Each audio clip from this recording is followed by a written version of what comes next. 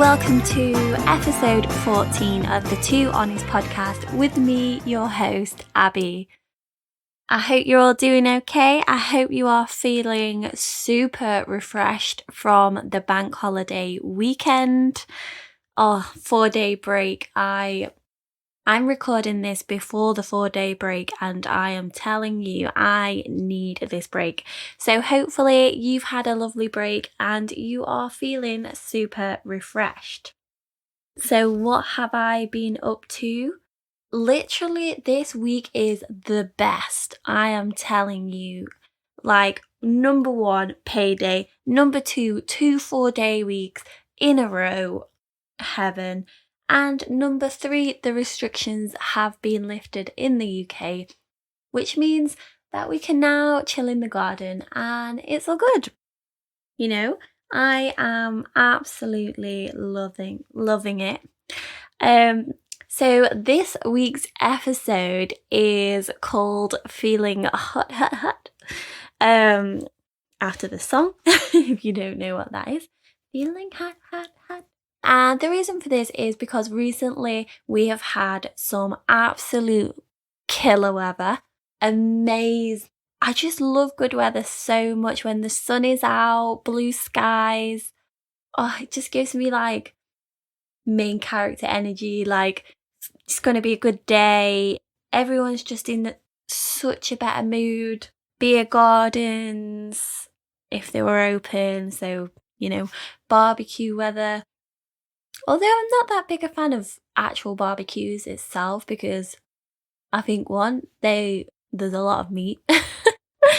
2, they're hard to clean. So, despite all of these fantastic things about good weather, there is obviously the bad things that come with that and the funny things too. So that is where this episode comes in. So I was recently messaging all of my friends like, oh, isn't this weather amazing? Because obviously when it's good weather in England, you have to tell all your friends about it and be like, oh my God, what are you doing? I spent my lunch breaks outside reading. Oh, just absolute game changer. Did make me not want to go back to work, but what can you do? Yeah, so there's a few things that go horrifically wrong with good weather. And that is, when it's good weather, I suffer bad from hay fever.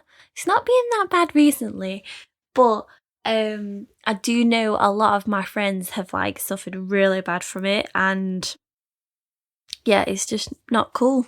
You just want to go out there and enjoy the sun, but you can't. Instead, you are sniffling. And yeah, once my hay fever, is genuinely the truth. It was so bad, I had to stay in bed all day and I had like a flannel on my eyes and I had to keep changing it. Yeah, it just wasn't the one. Yeah, I'm really selling myself, aren't I? Hopefully the things in this episode you will either relate to or, it'll be a learning curve for you if you don't suffer from any of these things. So then we go on to my actual, I would say this is top tier, one of the things that I hate about summer. And this is chub rub. For those of you who don't know. So if you have thick thighs in summer, you're wearing like dresses, sometimes even shorts. Yeah. You get like really bad chafing between your thighs and so painful. Like, what? I just want to enjoy the sun. Please allow that. Yeah, I know like many people who struggle with this so bad. And when you go on holiday and you have to pack all of these extra things, so a few things that is good. So there's actually a new cream, I think it's called Chub Rub. So to try stop it from chafing. Talc powder. You could put some roll-on deodorant on there, some Sudocrem. Oh, thick thigh struggles. Secondly, it's the frizz. Oh my God, as soon as a little bit of sweat gets near my hairline, my frizz is out of control. My hair is basically like Monica's out of Friends is horrendous. The mosquito bites, the sweating in places you didn't even know you could sweat. Like, no, I'm not about that. The underboob sweat. Oh God. Yeah. The sweaty feet. So on this, recently I messaged my friend about this topic. She's messaged me saying, my feet keep squeaking against sandals when I walk. And I Googled it and it suggested putting paper towels under your feet. So I've been walking around like this afternoon feeling like such a noob. Oh my God. Do you know what's funny? I'm actually imagining her like with these sandals on. I don't even know what the sandals look like, but with like flaps of paper towel at the side of either side of her feet. It's not a good look. Hopefully she's not going out in public like that, because it's not cool. And then another person said, I got such a rashy bum from the heat on holiday as well. I so badly want to be someone that can go on holiday and get a tan and go in the sea and just have a lovely time. But I just end up sunburned with chub rub and a rashy bum. Oh my God. I mean, you are preaching to the choir here. And let me tell you, she is not the only one. I can verify that through many of conversations with my friends. My God. Yeah, so the struggle is so real. And that's not even mentioning the weird tan lines. So, I like to be a strong, independent woman and put my own sun cream on. And then, when you're trying to basically dislocate your arm so you can get all the way down your back, like, what the hell? When you're on your own, like, the struggle is so real. I have had some questionable tan lines in my time. The socks, t-shirts, you name it. And do you know what? It always comes at the worst time, before you're a bridesmaid or you go into an occasion, so you have to look like on point. It's just not the one. Not the one. And then, packing for holidays. So I know I'm not the only one who does this, but do you know when you pack underwear for holidays? So you're like, I'll pack one pair for every day. Cool. But then what if something happens? Like, what do I think is seriously gonna happen? I don't wet myself. I don't poo myself. Like, why do I need another 20 pairs of pants? I do not know. And then there's the struggle of sitting on plastic seats. I feel like all plastic seats in summer should be like when you go to a gym and there's that antibacterial spray and some what's it called? Some paper towels to wipe it down, because look, sweating is so normal. Why is it such a taboo subject? Like, it's hot, of course we're going to sweat. Like, come on people. Yeah, so that is just a roundup of all the things that we forget about summer because of the sun. It's such a mood booster. It's amazing. yeah, so now is a good time to do my Cheer Up Tuesday recommendation. This week, I am recommending something I've done quite a lot of recently, and that is online bar classes. For those of you who don't know, bar is an exercise class based on ballet, and the person I'm recommending is Tori Barr. She's really good, and her first class is free, so you could try it before you buy it. And the classes are only £2 per class.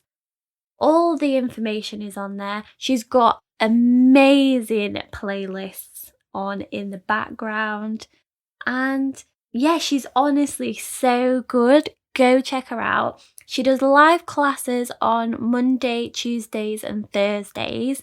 And she also has some special classes on Saturdays.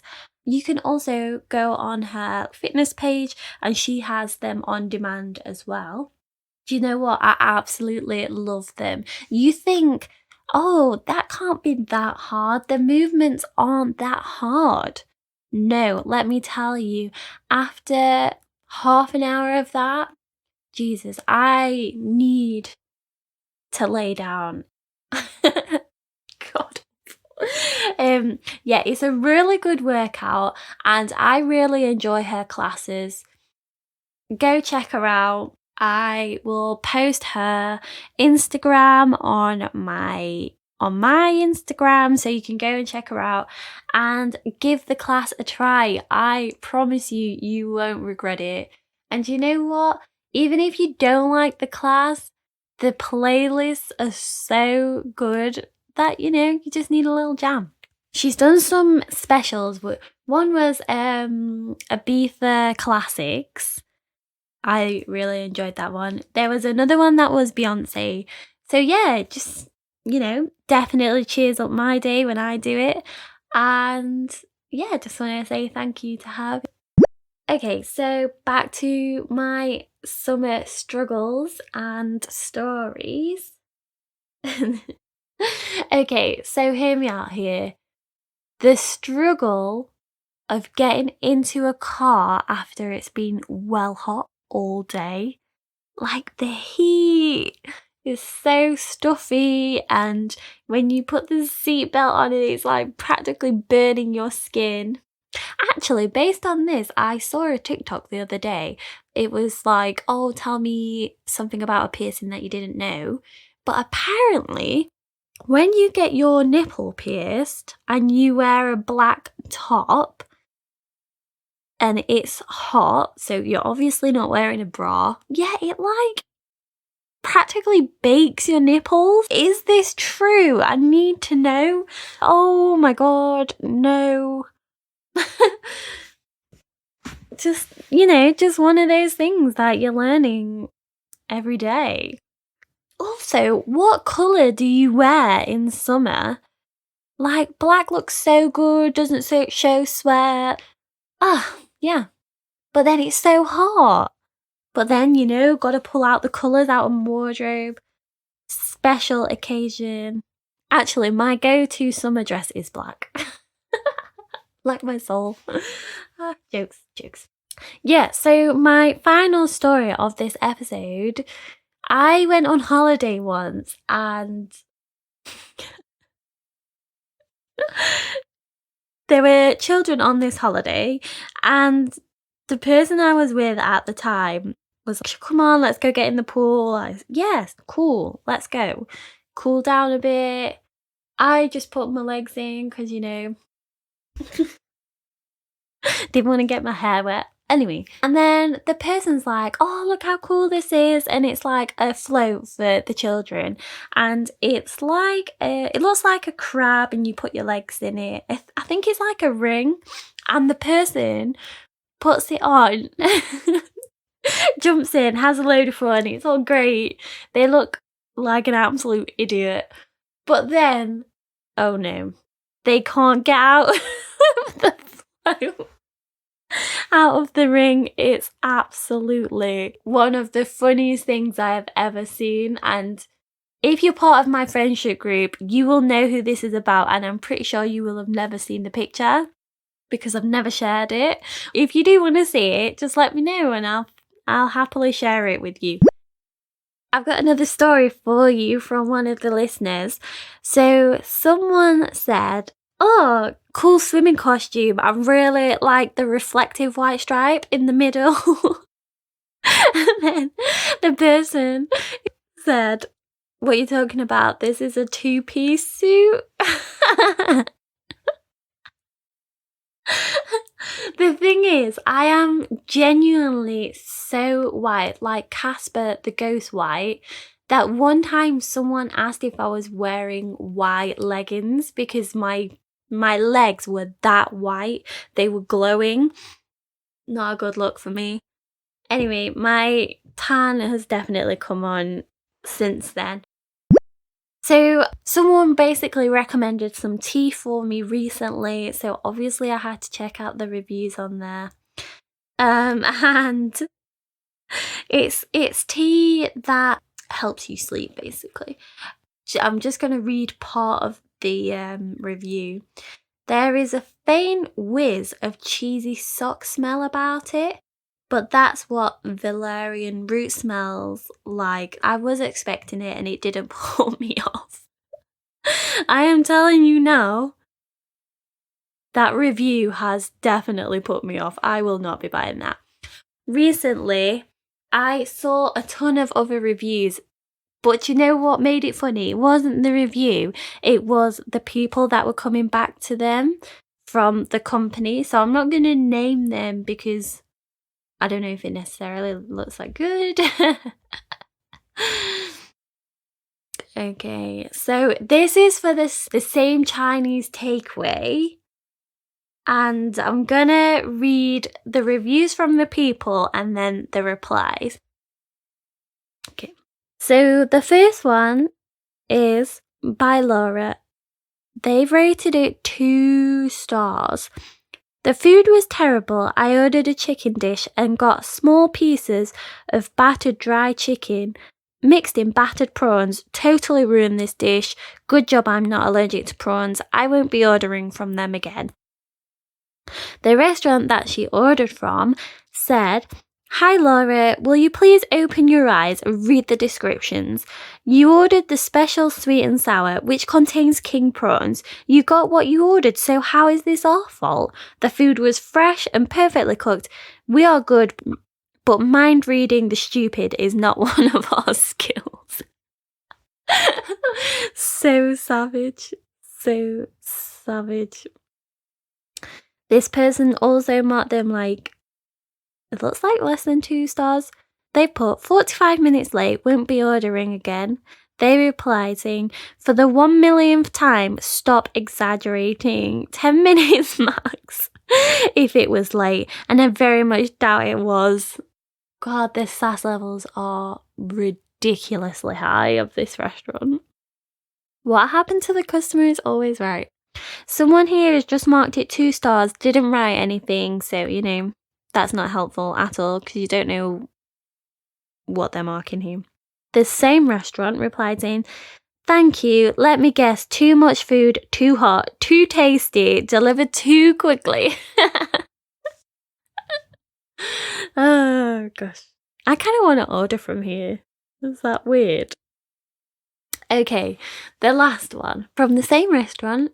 Not sure what she rated it, but it said, "Over an hour late. Understand it was busy Saturday night, but just adjust your estimated delivery times then. Food was okay, barely any chicken or veg in the chow mein, just a lot of noodles, very expensive noodles. Prawn toast was a bit bland. Overall, the food was okay, but extremely expensive for what it is, and ultimately it's not worth the money." The restaurant replied, "Hello, we looked into our crystal ball, but it gave no indication as to just how many orders the public were going to place on Saturday night between 5 and 9 p.m. Don't you just hate it when that happens? I think you need to read the food descriptions. Chow mein is a noodle is a noodle-based dish. That means the main ingredient is noodles. If you want lots of meat, look at the chicken, beef, pork, or duck-based dishes. We also do vegetarian dishes that are all vegetable-based. Prawn toast is fried bread with prawns spread over one face and sesame seed sprinkles. None of these items could be classed as exciting, but they make for a very nice starter. I am sure if we had delivered within your time frame, our food would have been a lot better. And you know, some customers deserve the sass. Do I blame them? No. Would I order from them? Yes. Do you know what's funny is that when I look at reviews, so like when I'm buying anything, I always look at reviews, and it's so bizarre like how one review can put me off, but then if I looked into their profiles of like all the other stuff that they've reviewed and can see that they just negatively, they never say anything good about anything. So bad. So 2 weeks time, my next episode is on funny stuff that has happened whilst working from home.